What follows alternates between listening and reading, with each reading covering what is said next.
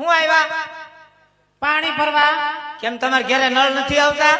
અમાર ઘરે નળ ની લાઈન તો છે પણ નળ ખોલી એટલે હવા આવે, પાણી ક્યાં આવે છે? ઓહો, ખાલી હવા આવે છે? હા, કુર કુર અવાજ આવે છે. પાણી નથી આવતું? નહીં. હવા આવે છે? હા. શાંતિ રાખો, ઈ બંધ થઈ જાય. કેમ તમે વાલ બંધ કરી દીધો છે? હવા ઉદાસના હિસાબે. જો તમે પાણી ભરવા આવ્યા હોય તો પાણી ભરીને વયા જાજો, બહુ દેકેરો નહીં કરતા.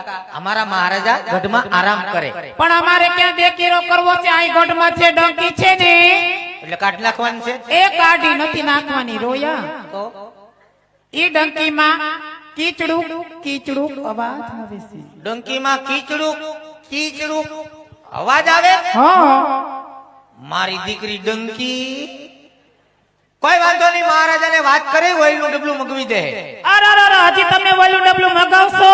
પણ અમને થોડી ખબર હતી કે ચોમાસાના હિસાબે અમારા ડંકીમાં કાટ લાગી ગયો, ખોટવાઈ ગઈ, તે કીચડું કીચડું અવાજ આવે. તો તમે પાણી ક્યાંથી ભરો? અમે ડાયરેક્ટ મોટરેથી, વોટરપ્રૂફ. ડાયરેક્ટ મોટરેથી? જી. તો અમે મોટરથી ભરી લઈએ ને? નહીં નહીં, કેમ? પાવર ડીમ છે, મોટર બળી જાય.